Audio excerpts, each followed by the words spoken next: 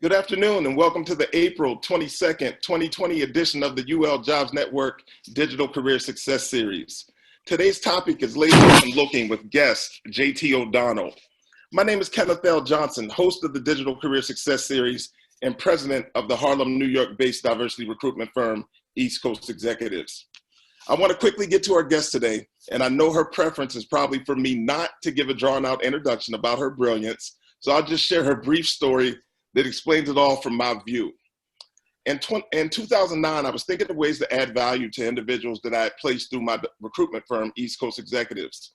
Many had lost their jobs due to the economic downturn, and I wanted to offer real support. That's when I came across a blog called Careerism and JT O'Donnell. JT's weekly videos were simply the brightest and realest voice I had heard in the career and job search information space ever. Fast forward to 2014, I attended the Job Mobile Summit here in Manhattan, and at that event, one of the panelists was the voice behind Careerism, now Work It Daily, JT O'Donnell. I had the pleasure of meeting JT that day, and I shared my admiration for her work. She inquired about the work that I do, and minutes later, offered me the opportunity to co-author an article on her site aimed at challenging companies to get serious about workplace diversity. I was honored. I admire no one more in the career and job search information space. She sincerely is one of the reasons why I do this work. I encourage you all to take this opportunity to take notes and reference the information received from JT today. And it is with that great energy and anticipation that we bring today to you, the CEO of Work It Daily, JT. JT, I know how you like to just jump in and get it going, so I didn't do the introduction. I'm just excited about you being here.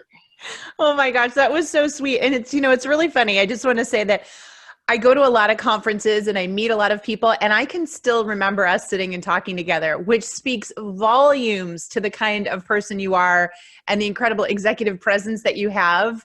So I just want to tell everyone here that you are in great hands, especially with the rest of the team here. I've had the pleasure of prepping for this session today, and I'm just blown away and need to say that, these kinds of resources are vitally important these days, and this is an incredible crew that's doing that. So thank you. It's an honor to be here, and I love this subject and I love to get right down to it. So yes. I'm actually going to bring my slides up, see if I can actually manage the technology here. Bear with me. You'd think we'd all be Zoom pros at this point, given all of this wonderful stuff that's going on, but we'll see if I can get the presentation up and running. Let's see. It's amazing, JT. That was 2014. I know. And here we are. But it's funny because we both talked about this. I started, it was called Careerism, it's now Work It Daily, in the last recession for this exact reason, for this moment. I don't want to say that we've all been prepping for this moment, but I think what we really wanted to make sure is that we made a measurable difference this time around compared to what happened in 2008. Exactly. And now this is, 4 times, 5 times the significance of that time frame. So we're really being tested. And I think it's going to be good. I think we can help a lot of people get through this faster, learn a few things along the way. And, you and I believe the same thing, which is, these are opportunities. These challenges make us stronger. As long as we focus forward and learn and grow from them, we'll be okay. And that's, I think, the main thing that I want people to understand today as we talk about the realities of being laid off in a time when so many others are being laid off and how you can bounce back quickly. Well, we're excited today. The feedback I've received when people found out you were going to be on the platform was amazing. So I was excited anyway, but that just 10x'd it for me. So, that's so good to hear. Well, let's do this. So I'm going to go through a bunch of slides, but I'm holding you accountable. If any good, important questions come up, you just cut me off, jump in there, because we really want to make this as impactful as possible. And your audience. So you let me know as we go. I got you. Okay. So, the one thing that I want to say is if you look at this, and I'm going to try to move this over, bear with me. I'm trying to see the slide over this. I know we're doing a poll right now, so let's make sure that gets in there. I think we're asking everybody right now, what is your current job status, right? Are you laid off right now? Are you employed, but you're concerned, right? Do you want to be prepared? Why are you here is what we're looking for with this. In today's session, here's what I'm going to try to be able to give you.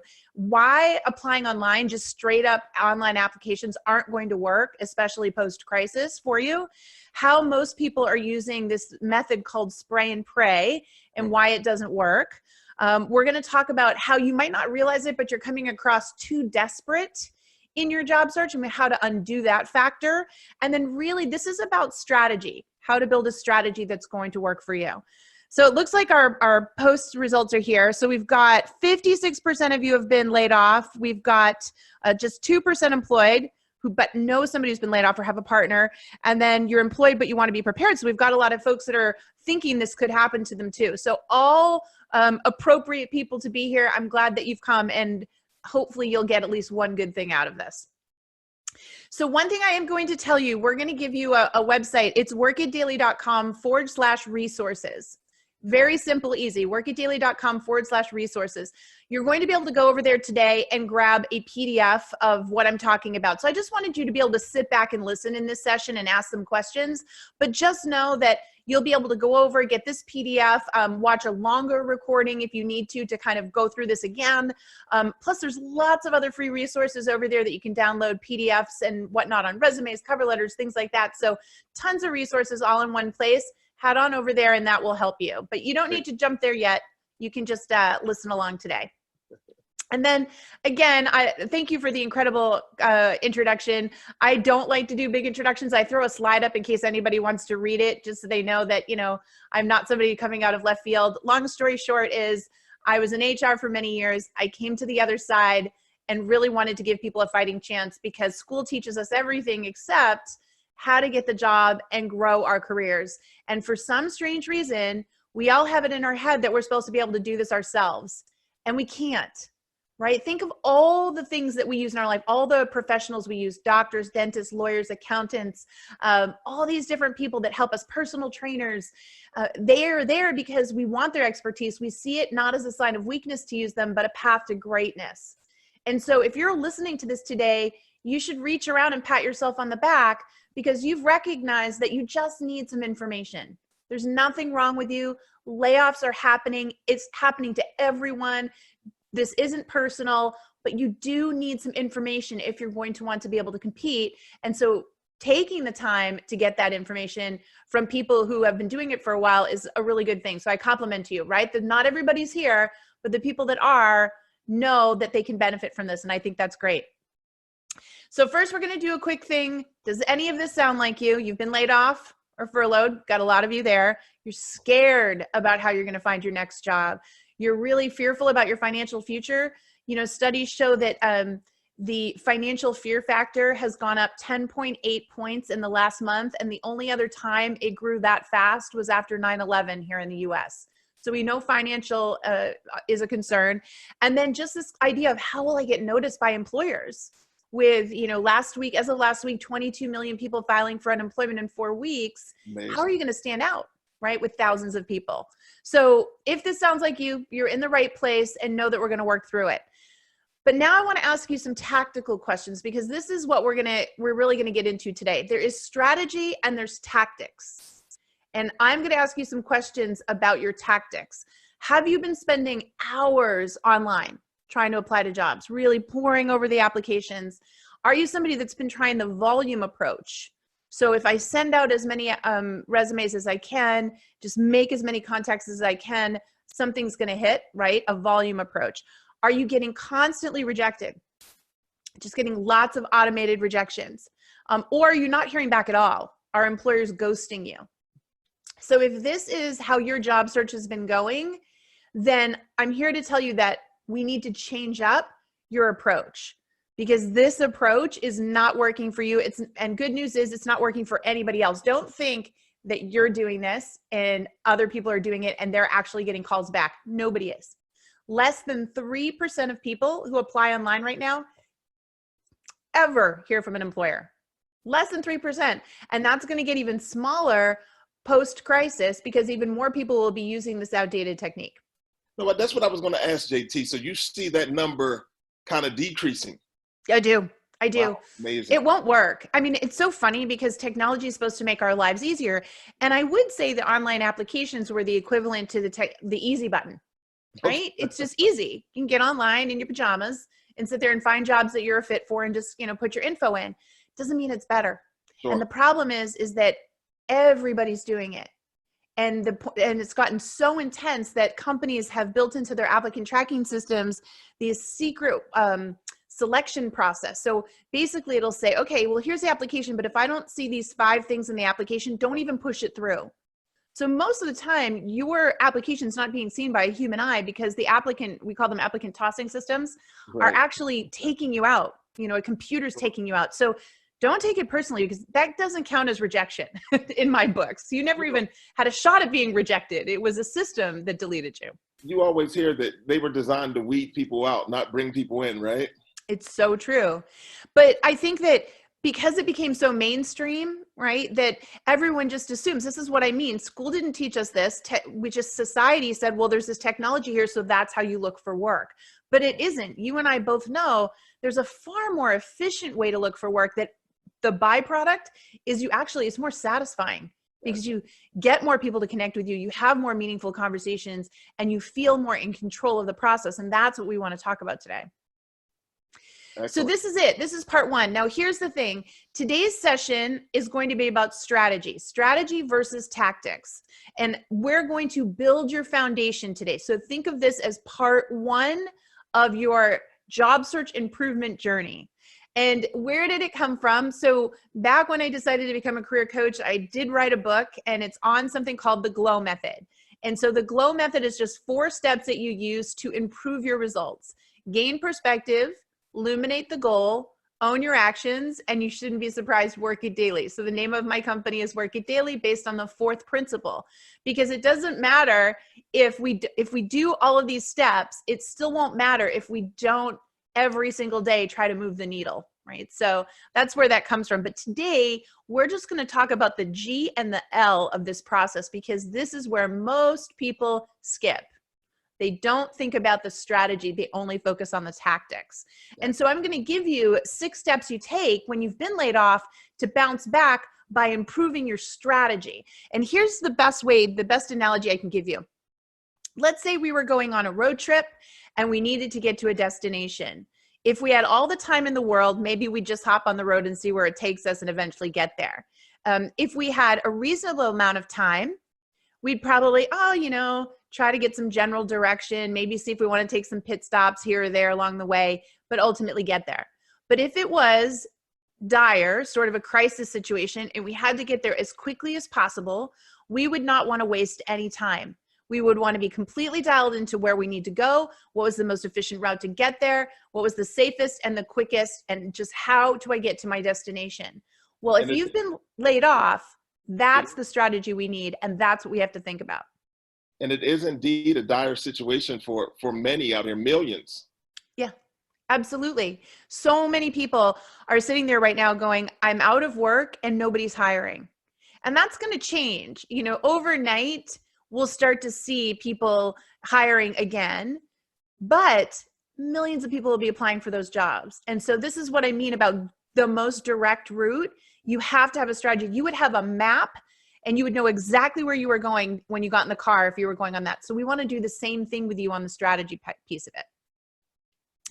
So we're going to start with step number 1, which is getting really clear about the difference between strategies and tactics in your job search. So a strategy is, here's the overarching end goal that I want. These are the things that I want to make happen, and these are the strengths that I'm going to use and the approaches that I'm going to use in order to get those results. The tactics are going to be the actual actions that you use or the tools that you use in order to make that happen. So strategy is big picture, knowing my ultimate destination and being able to dial in on that so that we're not distracted. The tactics would be the step by step that we take to get there. Now, a lot of us have been using tactics, as I mentioned, like just getting online and applying to as many jobs as I can. That's a tactic. That is not a strategy. There's no proof that that tactic works. And if your job is to, if your goal is to get a job in an industry that you love with a company that you greatly admire, then just spraying and praying, as we talked about, and just applying to anything, that's not an accurate tactic. That's not going to work. So we want to make sure that your strategy is clear so that the tactics you select will be more effective. So here's some examples. Strategies are identifying your key skill sets. You know, how do you bring value to a company? How do you justify the cost of hiring you? How do you cover your salary and your expenses, right? This is what makes companies want to pursue you as a candidate. The tactics would be writing your resume, updating your LinkedIn profile, putting together a cover letter, those sorts of things. And it's funny, those are the things that everybody runs to first. Don't you think, Ken? Like everyone comes to you when they first need to look for a work. They just like, okay, I lost my job, so I got to get my resume done. Yes. It's amazing how much time people actually spend crafting their resume, time and money for that matter. Right. And I think networking is the key, right? It truly is, as we'll talk about. That is a strategy. That whereas wasting time on your resume is a tactic. And you brought up a great point. I get so infuriated when people throw money at the problem and spend thousands of dollars having their resume or their LinkedIn profile done by somebody who doesn't understand. And make no mistake, there's a lot of people out there gaming the system. They write the resume to impress you. So they make it all sorts of fancy and really salesy, and you feel good about yourself when you read the resume. The problem is that's not what recruiters want today. Everybody's overselling themselves on a resume and on a LinkedIn profile. The tactic that you need to use, talking about our own thing here, is low key, is intellectual humility, is emotional intelligence, is very objective, non-salesy approach. But people don't know that. If you don't know that, then you're out using the wrong tactic. And I've had people say, you know, my resume is 4 pages long and it says everything I've ever done. Right. Why isn't it working? For that exact reason, because it's not what the market needs. Sure. So this is what I mean about understanding the strategy in order to use the right tactics. And I think if you think about some of this stuff that you spoke about earlier, if I'm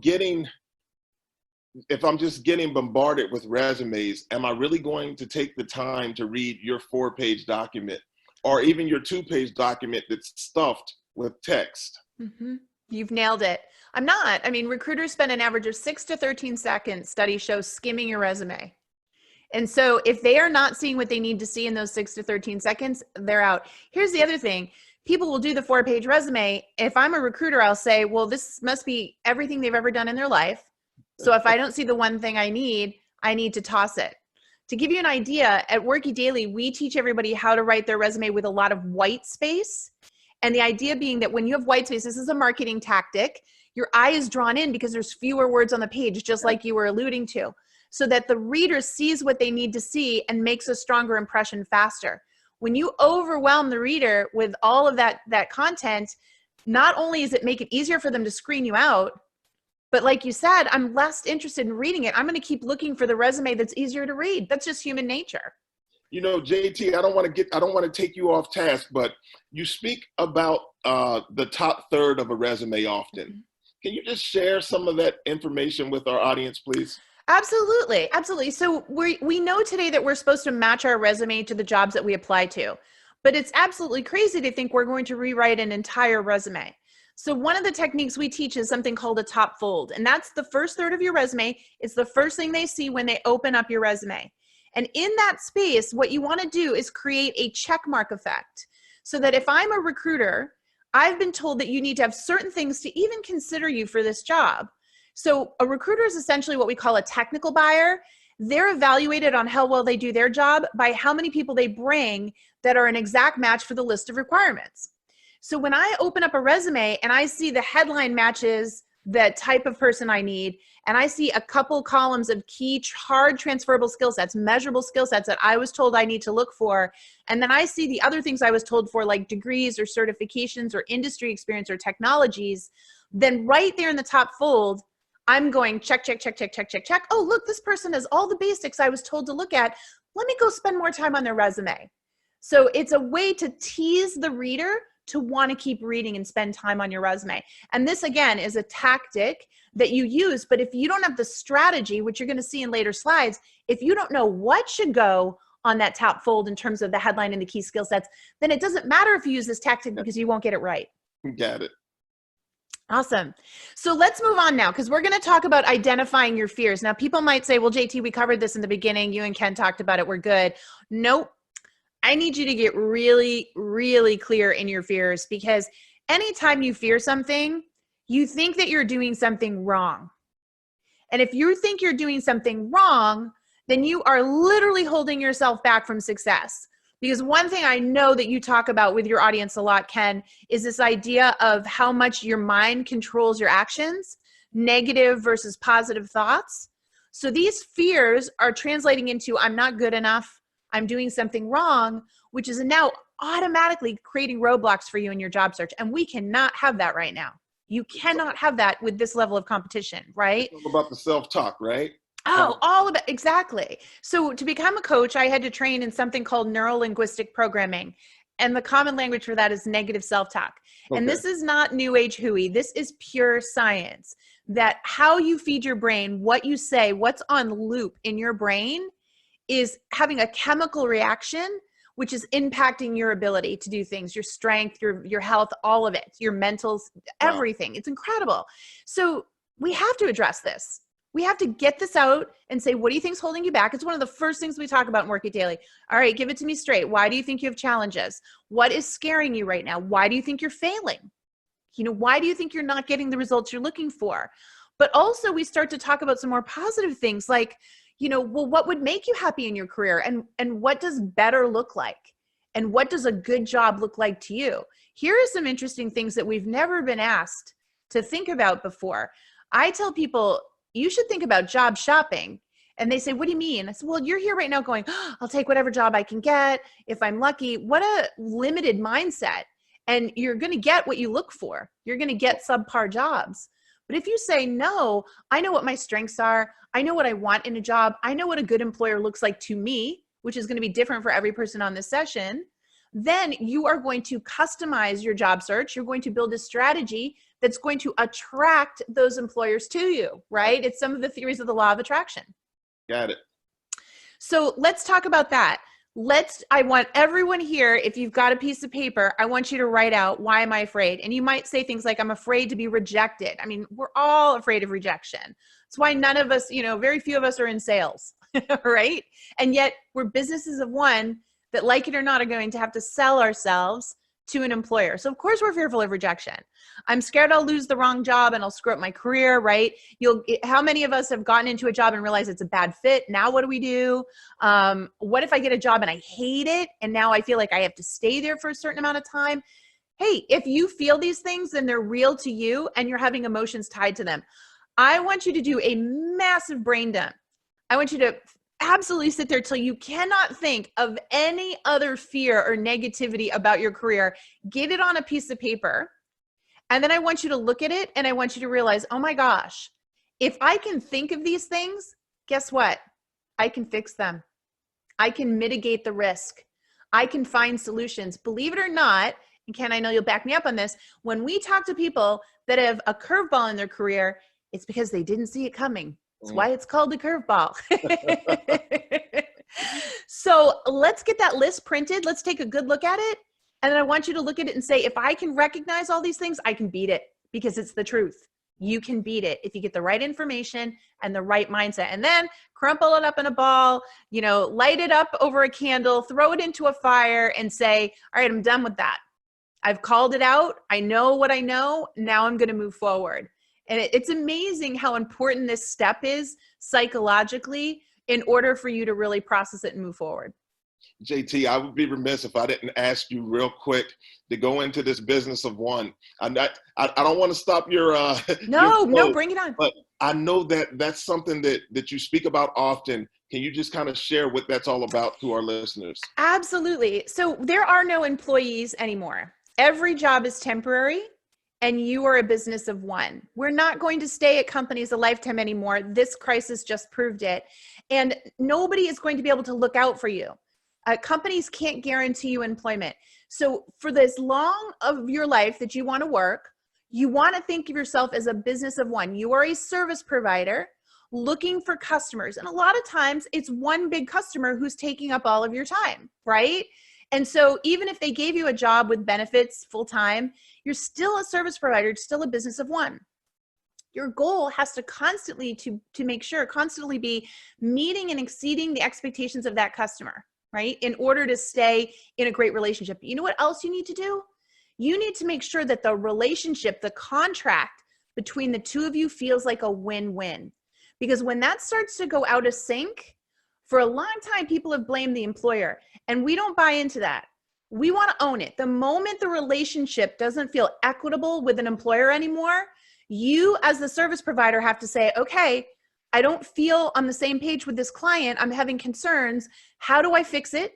How do I get it back to a good place? Can I fix it? And if I can't, what do I need to start thinking about in order to pivot and find another potential customer where I can have that win-win? Because if you don't do this, if you say, well, I'll just stick it out, or, I just have to stay here, the more upset and angry and frustrated you become, you might think you're hiding it, but you're not. And time and again, I have had people come to me and say, JT, they just laid me off. They just fired me and I am so angry. I didn't really like that job for years, but I stuck it out for them and I was there for them and I stayed committed to them. And I look at them and say, that's not how it works. You were a business of one and it was your choice to stay there and you could have made a different choice. So for anyone out there that's maybe this happened to you and you didn't even like your previous job or employer, guess what? Time to take ownership of your business of one, because when you own your business of one, you sit in the driver's seat. You can make choices, you can make corrections, and you can get results. So it's about kind of determining who you are as a professional. It is. No two people are the same that are on this call today, and that's a beautiful thing. None of us are special, but we're all unique. And it's the ones today that realize how to take those unique combinations of skills and abilities and go target employers and show those employers, hey, here's how I create value. Here's how I more than justify the cost of hiring me. Here's how I save or make you enough money to cover the cost of hiring me. Those are the people that will win because they truly understand that business of one concept. All right, so let's look at number 3, determining who you are as a professional. This is a beautiful segue. So we talked about this. So 2 quizzes on that resources page that I'm going to send you over to do, not right this second, but afterwards. They're 20-question quizzes. And when they're done, one quiz will tell you about your communication style. So this is your professional personality, how you are seen in the workplace. And the second quiz is how you deliver value, how you prefer to work. And again, deliver value, how the things that you would do that would justify being paid. There are 8 workplace personas. And while we might have a little of each of those in us, most of us have a top 2 or 3 personas that are a preferred way of doing work. And all of us have a dominant communication style or personality. When you put those 2 things together, it's a powerful combination of who you are as a professional and how you're perceived.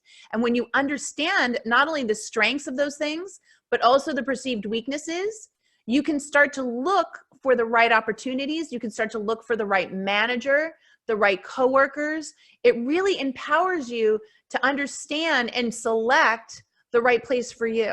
It also helps you tweak or flex your style in order to build stronger relationships with people around you. So again, both of those quizzes are free to take and they're over on our resources page and you'll find those quite helpful. And I want to give you a couple of examples when you take these quizzes because this is such an eye-opener as part of building the brand for your business of one. So one of the personas in the workplace persona quiz is something called a super connector. Now a super connector is somebody who naturally knows how to bring people together. They love talking to people, introducing people to one another, driving meaningful conversations, right? So that kind of person should not be in an individual contributor role sitting in a cubicle where they don't talk to anybody all day. See what I mean? So understanding the power of your workplace personas will be huge. And again, you'll have 2 or 3. So you might be a super connector, builder, optimizer, or you might be a warrior, visionary researcher. You never know, and no 2 people are the same. So this quiz will really help you start to see the things that you use in order to deliver value. Now on the personality side, to give you an example, let's say you turned out to be a commander. There's a commander, contemplator, empathizer, and energizer. Now commanders are very take charge. They have very high standards for themselves. They're extremely driven. They're not afraid of conflict because they like to focus in on results, right? So these individuals tend to do very well in leadership positions because they don't shy away from taking on those roles and the stress that comes with them. Of course, every communication style strength has its weaknesses. Sometimes this style can be seen as too direct. Sometimes it can be seen as not being as empathetic or sensitive to the needs of others, right? So you need to know that somebody like this might not do as well in, say, a customer service role, or a role that required extremely high levels of empathy and slowing things down and spending time with people, because, you know, by their nature, they want to move at a faster pace and get results. So I wouldn't put this person in that type of role. I'd put them in a role that would suit their personality. And so again, that's just a couple of examples, but every single person today, do yourself a favor. Whether you take our quizzes or you do other research, get a lot more in tune with your personality and how you like to create value, so that you can share that when you're on an interview. You can share it in your resume, in your LinkedIn profile, in your networking strategy, because whatever you put out there about how you like to create value is what people will remember. That's your brand. Right. And that's how you'll attract the right opportunities. So you're kind of packaging all of those things together to tell your unique story. Exactly. I mean, we've been hearing for years personal branding, right? This term personal branding. And a lot of people hate it. I always say brand or be branded, because some people say, I'm not going to do this, JT. I am who I am. And I said, that's fine, but don't think that you're not branding yourself. And I said, what do you mean? And I said, well, choosing not to brand yourself and selecting what you want people to know about you can send messages still. It can send messages that you're not savvy, right? You're not savvy with what's going on with the times. There's nothing interesting about you. Or maybe you have something to hide. So don't think you're not sending a message by not investing in this. And that's why I want you to control the message for your business of one. And if you don't like the term personal branding, let's use reputation management. Okay. Or let's use professional presence. Let's use some terms that are more palatable to you. But make no mistake, it's about you choosing what you want to market about yourself. All right, let's move on to number 4, clarifying your specialty or niche. All right. This one is huge. So studies show that people that have more depth of knowledge in an area and can articulate that depth of knowledge, right, get more respect and more trust. And the byproduct of that, and this is amazing, is that if people see you as a subject matter expert, they call it gravitas. If they see you as having a lot of gravitas on a subject, by default, they will automatically assume you are intelligent or smart enough to be good at other things. So people will say to me, GT, don't I want to market myself as a generalist, a Jack or Jill of all trades? Don't I want to tell them I can do everything? Nope. Because that's when you start to come across, like, and I hate to use this terminology, but you remember the old cartoons, they'd call them snake oil salesmen, you know, the snake oil solved everything. Nobody buys it. When you say you're a generalist and you say I can do anything, nobody thinks you have depth of knowledge. Nobody thinks you have gravitas. So the way you get hired and get to do a lot of different things and be a generalist is by showcasing how you're a specialist. And this is so counterintuitive. People don't recognize this. And then I'll have people say to me, but JT, there's no specialty. I don't have a specialty. You know, I'm a recent grad, or I'm changing careers. I'm changing industries. Folks, we all have a specialty. You just need to work with somebody to draw it out. A lot of times, we can't see those unique things. We can't recognize where we excel because it's so natural and normal to us. We don't see it as special. So you really have to think about that. And again, those tests are going to help you start to bring out your value and recognize that in yourself, because that's what you want to talk about. You want to show that depth of knowledge, that depth of expertise, that problem that you like to solve, which is going to give you that credibility. Okay. Does that make sense? Yeah? That makes complete sense. JT, the questions are rolling in. It's amazing. So I'm gonna just sit back and let you do your thing, and then we'll work our way through. Okay, you got it. So here's a quick example of this. As a digital marketing strategist, I help companies, right? And I'm having trouble seeing this on my own slides. I can't read this all the way. Sell products to their ideal customers by building targeted online marketing strategies, right? So see how this person is able to talk about their specialty and the problem they solve for that employer. When you can articulate that in a way that a 5th grader can understand, you're showing your gravitas, you're showing your depth of knowledge. And that's a really interesting test I tell people, is that if a 5th grader can understand how you create value, that's when you know your subject well enough that you can articulate that to someone. And it's important that you design that statement to be understood by a 5th grader, because while the people you're talking to may not be in 5th grade, a lot of people that you're going to be out networking with aren't in your industry and don't know your jargon And so you've got to be able to explain the value you create to somebody who comes from a totally different segment. So that's why we use that fifth grader analogy. But when you get good at explaining the value you create so that anyone can understand it, you're far more memorable. And this is what I mean about that specialty. All right, moving on to number 5, identifying your transferable skills. So this is very important because transferable skills are the hard skills, the things that we can actually measure. And you do want to list those out. We talked about the resume. In our resume template, we have you create 2 columns in the top fold. And you always want to put anywhere from 8 to 12 key skill sets total. So there's going to be 4 to 6 in each column, right? They're going to line up. Okay. And these are the skills that I can measure about you. And so there's a real key difference behind that. So let's look at this. Customer service, I can measure that. I can say how many customers you handled per day, per week, per month. Budgeting, you can talk to me about the size of the budget. Administrative support, you can talk to me about how many documents you took care of or how many projects you coordinated, how many executives you were supporting, that sort of thing. Public speaking, how many presentations have you made and what was the average size of the room that people were listening? And again, project management, what was the budget? How many people were working on it that you were responsible for? See how a transferable skill always has a number attached to it? This is very, very important. And an example of something that wouldn't be transferable is you saying detail orientated, positive, you know, those sorts of things. Soft skills cannot be measured as easily as hard skills. And you need to leverage your hard skills because you want to quantify yourself. Recruiters look for numbers.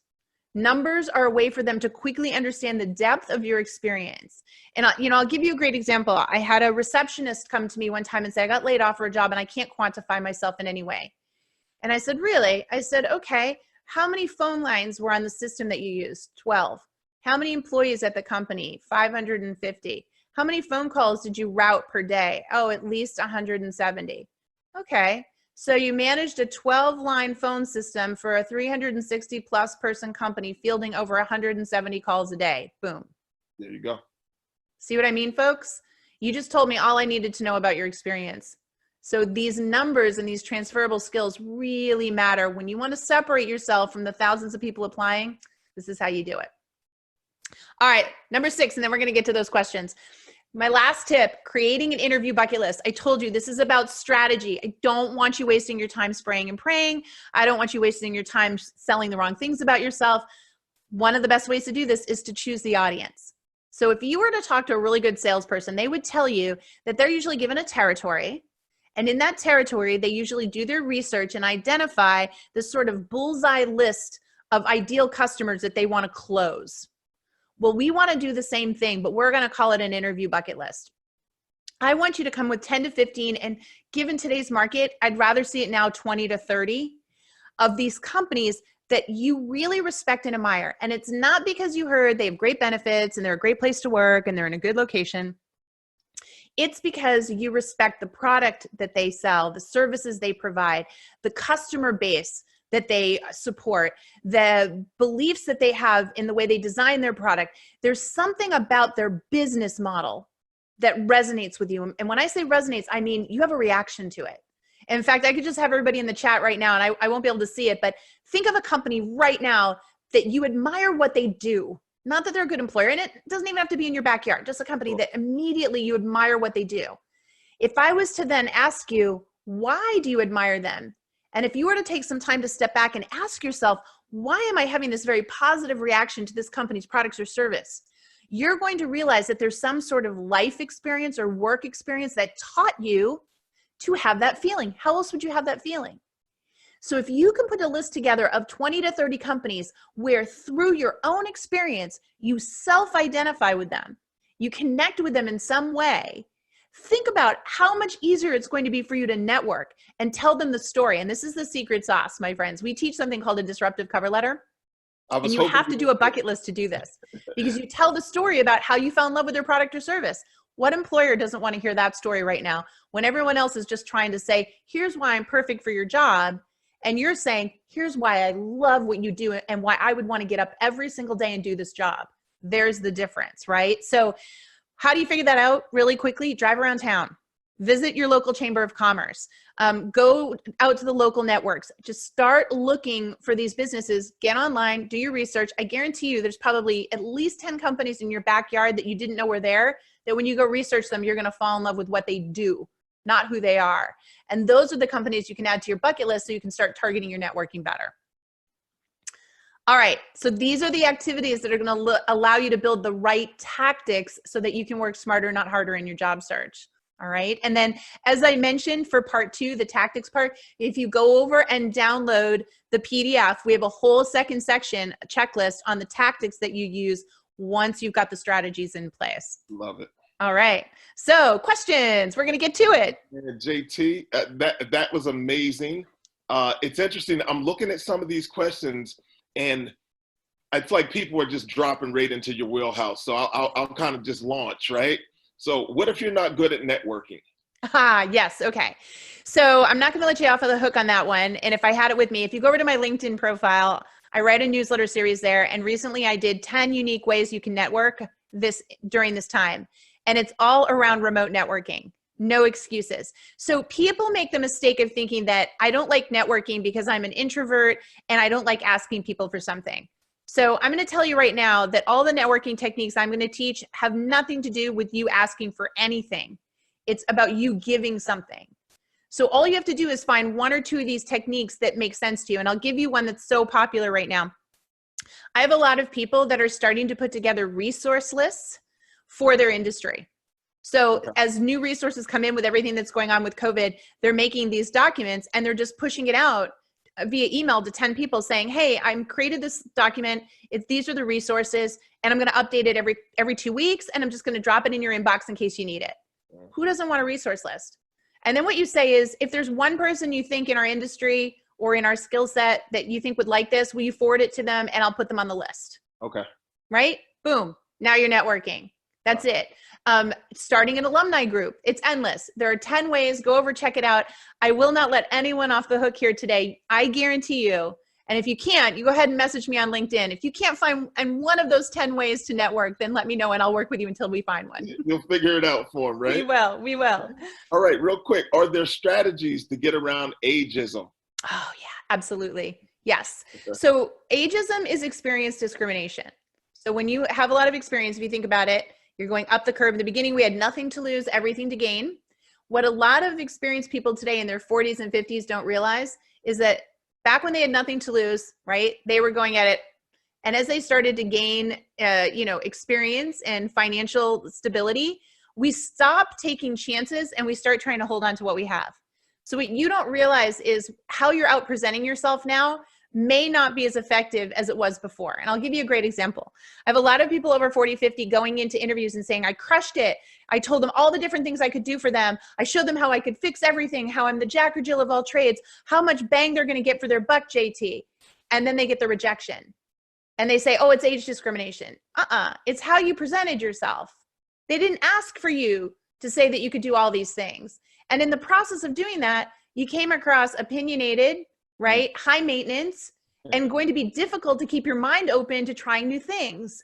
So that was completely not intentional, but this is what I mean about understanding yourself and thinking about how you're landing. We have a very specific video that we do for people over 40 to teach them to flip it around.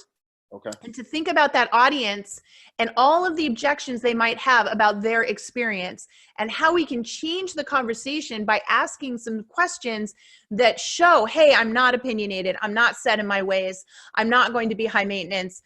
And I know that sounds weird because people say, but JT, didn't I earn the right? I worked so hard to get there. Nope, that's not how it works, folks. If you want to fight ageism, if you want to fight experience discrimination, you have to change how you go in and have that conversation because they're already expecting and assuming you're going to act a certain way. So we have to disrupt their mindset.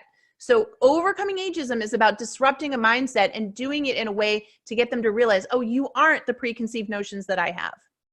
Wow. Okay, so we have a question from Chantrell. As an attorney, it is hard to quantify your work. How do I do that? Yeah. Oh my gosh, it's really funny you say that. So I have an executive, he's an entertainment and business lawyer, and he's in the platform this week, and I get his resume and it's 5 pages long. And I know, Eric, we've had such a good laugh about it this week. because he loves words, right? Lawyers love words. That's your job. Valid. But he's not a single number in this resume, in this 5-page resume. So I said, Eric, we gotta scale it back. I gotta give you numbers. And so he went back, he came back, he cut it down. We got it to 4 pages. Still not good enough. I mean, he'd have a bullet point in his resume and it was like 5 sentences long. So I said, here's what you're gonna do. I want you to go through and I want you to circle every noun in every bullet point and ask me, is there a number that can be attached to that? Okay. And if there's a number that can be attached to it, then I want you to cut out 4 more words, right? So how many contracts did you review per month? How many clients were you responsible? What were your billings? That sort of thing. How large was the settlement?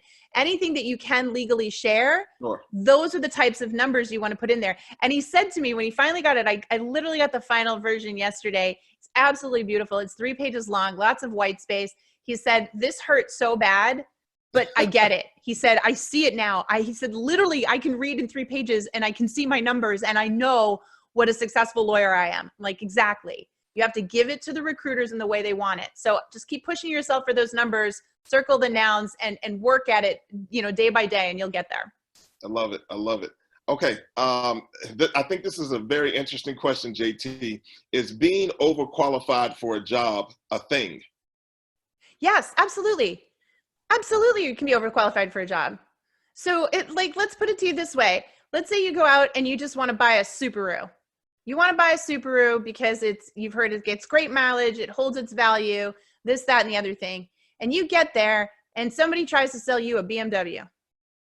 Are you going to be upset? And they tell you the BMW does everything the Subaru does and then some. And you say, that's great. I didn't ask for a BMW. I just want the Subaru. This is employers. And I don't know why people struggle with this. It is no different. An employer sees you as needing a certain skill set and them being willing to pay for that skill set.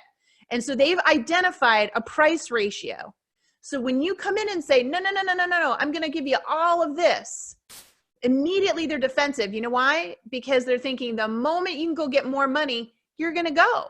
Right. And there's a really good chance that you are going to go. Let's just call it for what it is. It's law of supply and demand.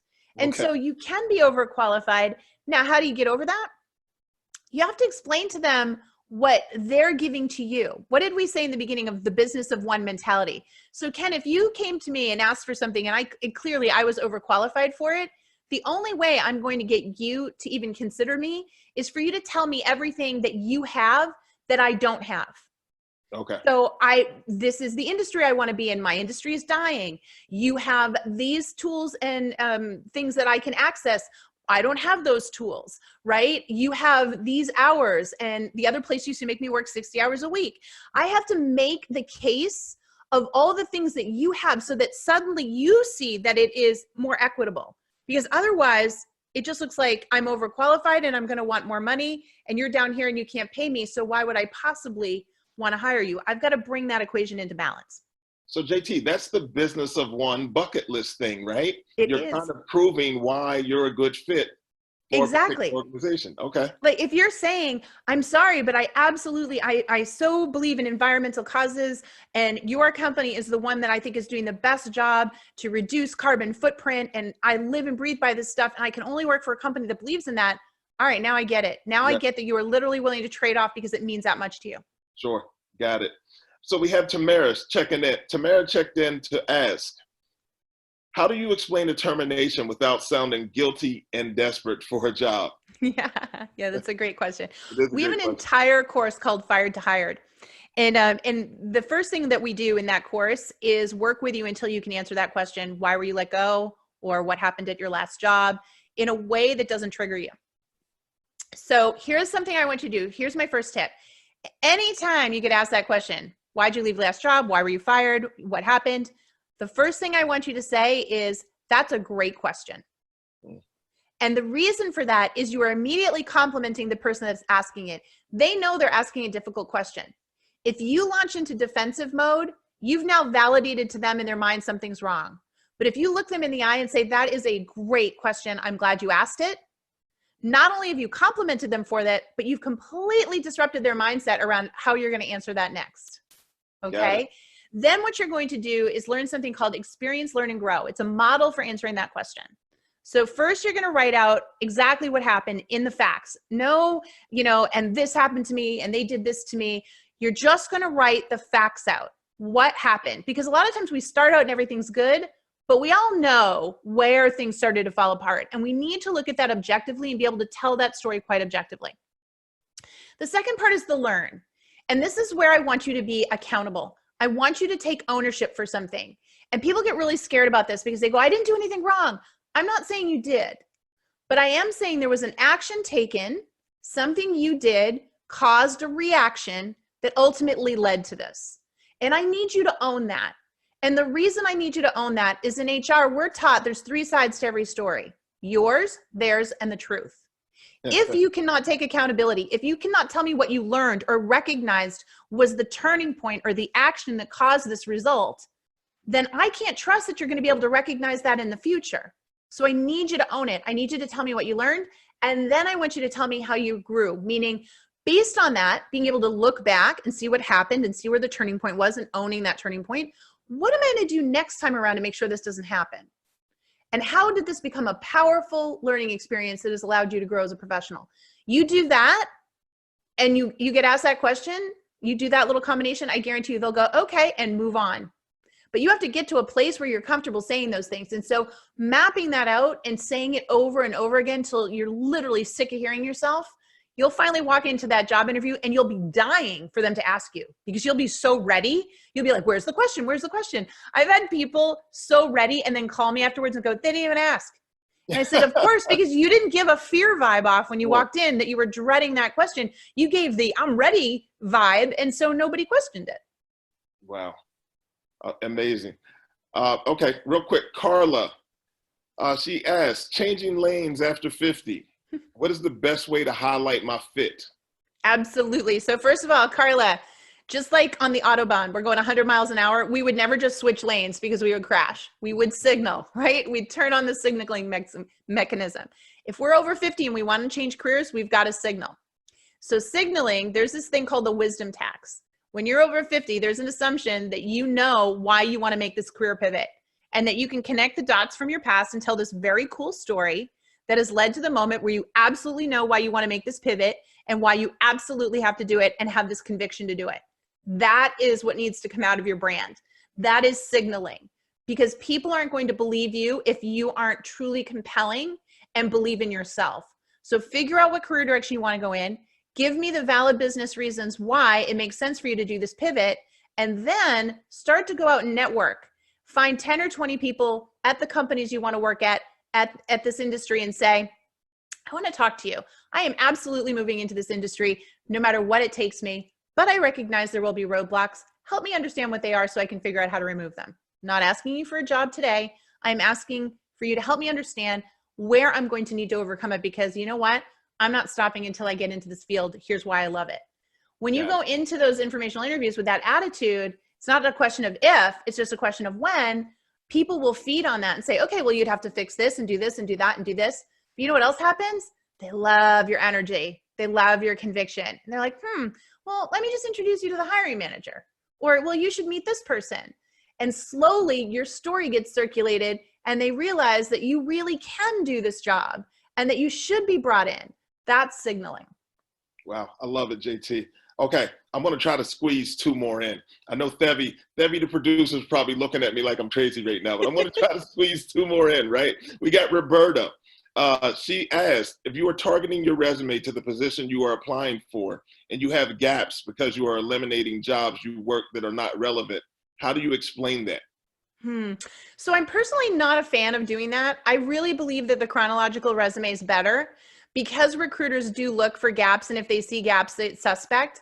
What I believe is that you just need a stronger top fold. Okay. So that top fold needs to be all about that job that you're trying to go for. The headline, the key skill sets, technologies, certifications, whatever it is that's going to get you that, so that they get that check, check, check, check mentality going. Gotcha. That way, when they go to the work history and they see that not every job was relevant, it doesn't matter. Sure. Because you've already formed an opinion and they're going to look for where you had that experience. And at that point, I'd much rather see that you stayed employed other than having those gaps and making assumptions that you weren't employed in that time. Got it. Okay, Natasha checked in. She wants to know, once you have owned up to your accountability of losing the job, how do you get around getting a reference from a previous employer? That's a great question.